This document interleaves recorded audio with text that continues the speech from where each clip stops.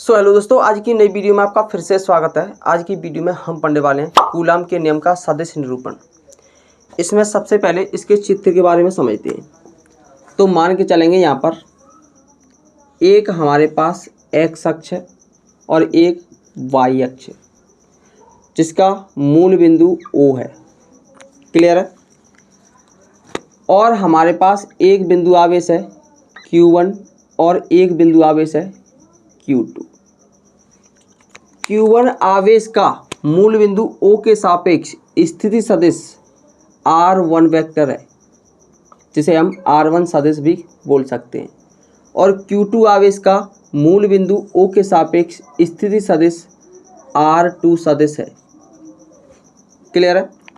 अगर हम Q1 के सापेक्ष Q2 का स्थिति सदिश निकालें तो ये हो जाएगा R21 वेक्टर।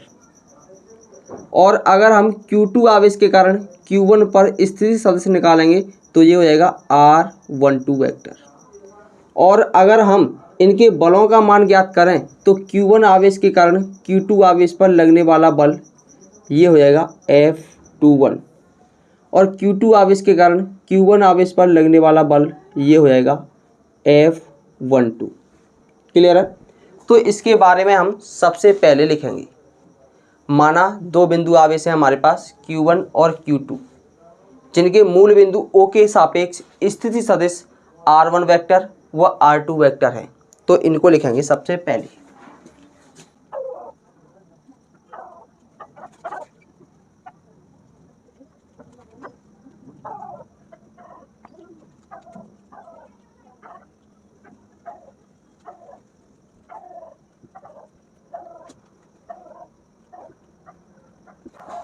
तो यहाँ पर हमने लिख दिया है, माना दो बिंदु आवेश Q1 व Q2 हैं, जिनके मूल बिंदु O के सापेक्ष स्थिति सदिश क्रमशः R1 व R2 हैं। तब Q1 आवेश के सापेक्ष Q2 आवेश का स्थिति सदिश R21 वेक्टर है। तो लिखेंगे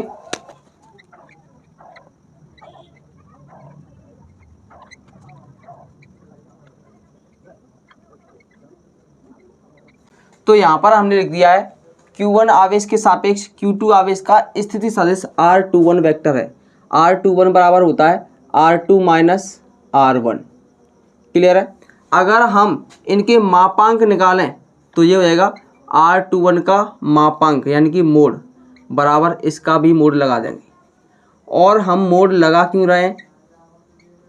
क्योंकि अगर R1 का मान ज़्यादा है और R2 का मान कम है, मान के चलेंगे R1 का मान 5 है और R2 का मान कितना है 2 है, तो कितना आंसर आएगा -3 आएगा।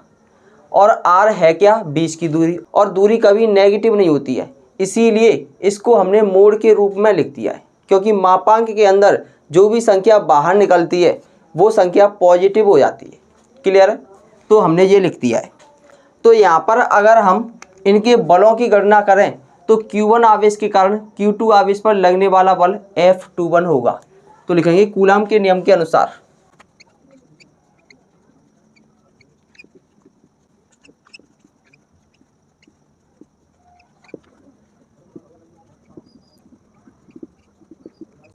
तो यहाँ पर हमने लिख दिया है कूलाम के नियम के अनुसार Q1 आवेश के कारण Q2 आवेश पर लगने वाला बल F21 बराबर कितना होगा 1/4 pi epsilon not Q1 Q2 upon R21 square. और यहाँ पर क्योंकि हमें सदिश रूप लिखना है तो ये हो जाएगा R21 का कैप। अब यहाँ पर हम इसे मापांक के अंदर लिख देंगे। क्यों? क्योंकि इसका मान हम ये लिखने वाले हैं और ये रखेंगे तो सीधी सी बात है, कहीं पर R2 ज़्यादा होगा, कहीं पर R1 ज़्यादा होगा। यहाँ पर देखेंगे ये दिशा बता रहा है और ये क्या है इसकी बीच की दूरी, तो दूरी कभी नेगेटिव नहीं होती है, तो इसको हम मापांक के अंदर लिख देंगे। क्लियर है। अब हम इसे आगे सॉल्व करेंगे तो क्योंकि हम जानते हैं ये क्या है, यहाँ पर एकांक सदिश है और एकांक सदिश का मान क्या होगा A वेक्टर अपॉन मापांक के अंदर यानी कि मोड के अंदर A वेक्टर। क्लियर है। तो इसका मान A की जगह पर क्या रखा है, यहाँ पर R21 रखा है, तो A की जगह पर हम क्या रख देंगे R21 रख देंगे। तो अगर हम R21 कैप का मान निकालें तो लिखेंगे R21 cap equal to R21 vector upon मापांक के अंदर R21 वेक्टर। क्लियर।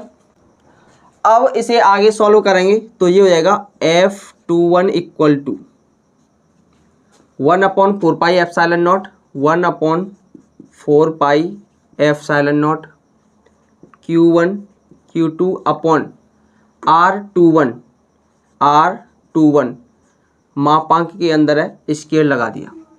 अब इसका मान रखेंगे हम यहाँ से, तो ये हो जाएगा R21 का वेक्टर अपॉन मापांक के अंदर कितना है R21 लिखा है।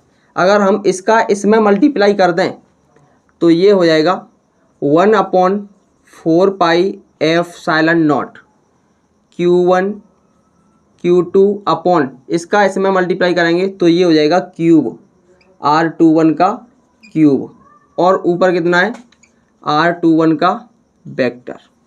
अगर हम R21 का यहाँ से मान रखें तो ये हो जाएगा 1/4πε0 Q1 Q2 अपॉन मापांक के अंदर इसका मान रखेंगे कितना है मापांक का R2 माइनस R1 का होल क्यूब, और R21 वेक्टर बराबर कितना है ये दिया है, तो इसे लिखेंगे R2 vector minus R1 vector. इसे मान लेंगे समीकरण नंबर फर्स्ट। क्लियर है। इसी प्रकार Q2 आवेश के कारण Q1 आवेश पर लगने वाला बल निकालेंगे, तो लिखेंगे Q2 आवेश के कारण Q1 आवेश पर लगने वाला बल।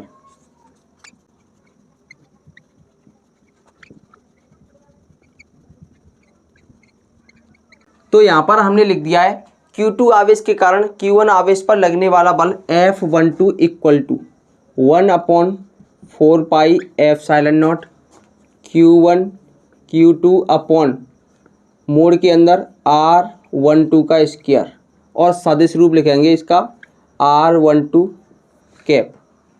इसका मान रखेंगे तो ये हो जाएगा 1/4πε0 Q1 Q2 अपॉन मापांक के अंदर R12 का स्क्वायर। इसका मान रखेंगे हम यहाँ से, तो इसका मान कितना है, इसका मान है ये, यहाँ पर 21 की जगह पर क्या लिखा है 12 लिखा है, कितना लिखा है 12, तो यहाँ पर हम 12 लिख देंगे, तो इसका मान ये हो जाएगा, तो ये हो जाएगा R12 वेक्टर अपॉन मापांक के अंदर R12 वेक्टर। इसका अगर हम इसमें मल्टीप्लाई कर दें तो ये हो जाएगा हमारा F12 vector equal to 1/4πε0 Q1 Q2 upon इसका इसमें मल्टीप्लाई करेंगे तो क्यूब हो जाएगा R12 का क्यूब। क्लियर है। और ये कितना दिया है, ये दिया है R12 का वेक्टर। इनके अगर हम मान रखें यहाँ से, जैसे कि R21 बराबर इतना है, इसी प्रकार R12 बराबर कितना होगा R1 माइनस R2 हो जाएगा, है ना। और इसका अगर हम मापांक निकालें तो मापांक भी R1 माइनस R2 हो जाएगा। तो यहाँ पर मान रखेंगे इसका, तो ये हो जाएगा 1/4πε0 Q1 Q2 अपॉन इसका मान ये हो जाएगा, यानी कि R1 माइनस R2 का क्यूब। क्लियर है। और इसका मान रखेंगे तो इसका मान हो जाएगा R1 माइनस R2, क्योंकि वेक्टर लगाए तो वेक्टर लगा देंगे। अब अगर हम यहाँ से माइनस चिन्ह कॉमन ले लें तो ये हो जाएगा 1/4πε0 Q1 Q2 अपॉन इसके अंदर से माइनस चिन्ह कॉमन लेंगे, यानी कि इसको उल्टा कर देंगे, क्योंकि मापांक के अंदर है तो इस पर तो कोई फर्क नहीं पड़ेगा। तो इसको हम लिख सकते हैं R2 माइनस R1 का क्यूब, क्योंकि अगर कोई संख्या मापांक के अंदर जैसे कि 2 माइनस 3 लिखी है, इसका आंसर कितना आने वाला है -1, यानी कि बाहर निकलेगा तो +1 हो जाएगा। अगर इसको हम उल्टा करके लिख दें तो इस पर कोई फर्क नहीं पड़ने वाला है, क्योंकि मापांक के अंदर लिखा है। क्लियर है। इसी प्रकार अगर हम यहाँ से माइनस चिन्ह कॉमन ले लें तो माइनस चिन्ह हो जाएगा आगे, और ये हो जाएगा R2 माइनस R1। क्या हो जाएगा? R2 माइनस R1 हो जाएगा। क्लियर है? इसको मान लेंगे हम समीकरण नंबर सेकंड। अब हम समीकरण फर्स्ट और समीकरण सेकंड की कर देंगे तुलना। तो लिखेंगे समीकरण फर्स्ट व सेकंड से, समीकरण फर्स्ट व सेकंड से। यहाँ पर देखेंगे समीकरण फर्स्ट ये दिया है F12 वेक्टर इक्वल टू, अगर हम यहाँ पर गौर से देखें तो देखो 1/4πε0, यहाँ पर ये माइनस है, इस माइनस को लिखेंगे सबसे पहले। 1/4πε0 यहाँ पर भी है, 1/4πε0 यहाँ पर भी है, Q1 Q2 यहाँ पर भी है, Q1 Q2 यहाँ पर भी है। R2 माइनस R1 और R2 माइनस R1 का होल क्यू यहाँ पर है और यहाँ पर भी है। इसी प्रकार R2 minus R1, R2 minus R1 यहाँ पर भी है, यानी कि ये पूरा का पूरा यहाँ पर है। और ये किसके बराबर है?